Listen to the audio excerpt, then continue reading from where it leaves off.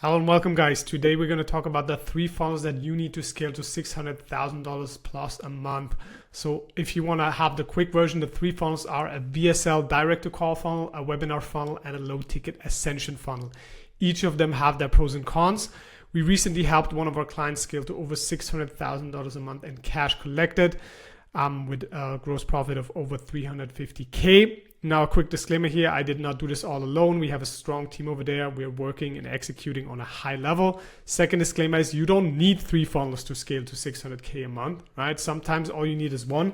However, I would highly recommend you test those funnels against each other, especially once you cross the 100K a month mark. They all have different pros and cons, and they all work very well together, right? So once you're above 100K a month, you normally did that with one funnel, one avatar. Now you want to diversify a little bit. You want to still double down on what you're doing, but you also want to test new stuff. So why would you even want multiple funnels, right? Like which funnel will automatically utilize will depend on your strengths and weaknesses, right? Like that depends. If you have a very strong sales team, you can go for a direct to call funnel, etc., right? But it's always good to test new things. You always want to also have a backup system, right? Like they say in the military, 2 is 1 and 1 is none. You want to have a redundancy in your system. And who knows, by having multiple funnels, you might also attract different types of buyers, right? Like different types of people use different types of funnels. And you might actually discover that the funnel you are relying on isn't the best one to scale. Because the problem of relying on only one funnel is that you only have, it's the same like relying on no one platform to advertise, right? It has no redundancy. You have no comparison metrics. Like I said, it can be very, very lucrative and you can scale to multiple millions a month with one funnel only. However, if you're in 100K a month plus range, now you have the luxury to test things. And this is also a major part of scaling up. You need to test things alongside your main funnel, right? That is producing the bulk of revenue. Now, I want to disclaim again here, you want to double down on what's working already if you have a working funnel, but you want to keep a test budget of 10 to 20% for other things, right? Of your advertising spend and your time and everything, right?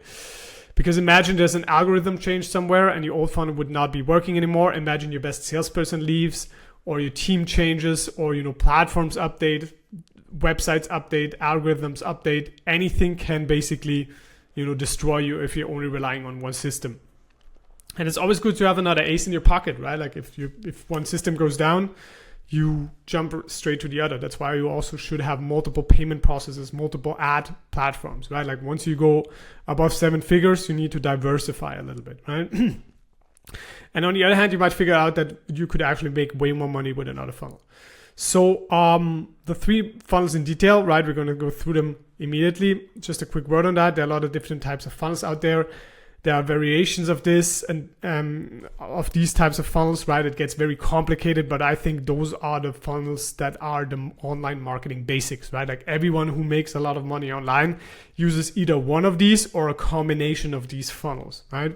So if you want to scale to multiple 7 figures or even 8 figures or like even 9 figures, you want to use one of these or multiple of these funnels. So let's jump into the detail of these and let's go through them one by one, right? So I think like the most, and they go from complexity left to right? Like the least complex is just you have a VSL or a direct to call funnel, right? That could look like this. You have a video and you just immediately invite people to book a call with you, right?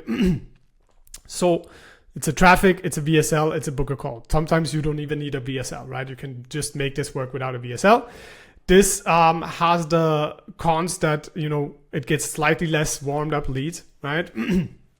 It's faster to set up. That's one of the pros. And the cost per book call is lower, right? So actually, that's actually a con, the less warmed up leads. You get the, lower cost per book call. It's fast, it's easy, but you get less warm leads, right? You need more effort on your sales team because you need to convert those cold leads, right? That means you have to have better salespeople, right? So that means you need really good salespeople to make that work, right? They need to reach out to the leads, they need to follow up, they need to be on the leads every time. Now, kind of like the middle version of the three funnels is the webinar funnel, right? This gets slightly warmer leads, right? Because you send them to a page, right? You collect their opt-in, right? And then you just run a either live webinar, which I do not recommend too much, or just-in-time webinar, right? Which is kind of like the the main thing that most people are doing. The live webinars are very good, but normally on the front end, right, like on the advertising side, you need to change up your advertising every week if you run a front end webinar. But it can work, right? Like definitely can work. You need to be good, however, with webinars. You need to be good in presenting. You need to take the time to, go through that. It's also capped, in my opinion, right? Like replay webinars, they're just not going to scale as high, right? Because they have a certain amount of frictions, and you need an extra tech stack if you want to do a just-in-time webinar or a live webinar, right? Like there's more complexity to this, but this can also work phenomenally well, right? Like, so with this one client, like this is a bulk of the revenue is coming from that. And then last but not least is one of my favorite funnels. This has the most complexity to it, right? But you get the warmest leads and you get the best leads. And that's the low ticket essential model, right? Like this is basically where you have something like a book, right? Or some low ticket item, and you ascend your person with upsells, and then obviously follow up towards them to book a call to buy your main offer, right?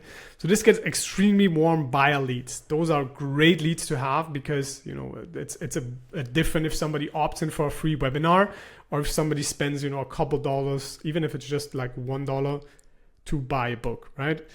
And the cool thing is you can cover some of the front end acquisition costs. So if you do this right, you can cover 100% of the acquisition costs. That will be the ideal scenario.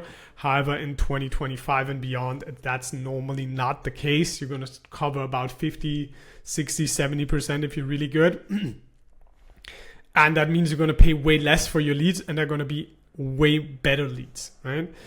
The cons of this is that you actually have to be good at ascending people, right? You actually have to have the right offers, and you actually have to also then a follow-up system of getting those people that buy your lower ticket stuff to book your higher ticket, to buy your higher ticket items, right? So you cannot just throw any offer out there, right? Like your book needs to be good. The upsells needs to be the right upsells.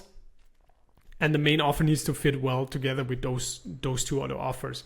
That's why I normally like the book is a must-have, right? Like if you want to know how to write a better book, obviously reach out to us. We write books for our clients, but then you have to be good at this whole ascension, and it also takes a lot of time and skill. But this is one of the best funnels, and this is also the main revenue driver for this particular client to set that up, right? Like once it's set up, it can go a long way, right? Because you cover your acquisition costs. A lot of people buy books. A lot of people love books as a lead magnet, and they're willing to whip out their credit cards, and that separates the cheap people from the people with who are willing to spend. Because if you're not willing to spend $1 on a book, normally you're also not that willing to spend a couple grand, 10,000, 20,000 on a higher ticket offer. Yeah, so these are the main three funnels, right? So normally we always start out with a direct to call funnel, and then you want to go into the other ones. That's depending on your choice. For our clients, we set up all three, right? Depending on where they're at, we start with one or with the other. But that's definitely a must-have, in my opinion, if you want to scale high, and if you want to do that very efficiently. Everything else can work as well, but I don't think this is necessary to have the basics in.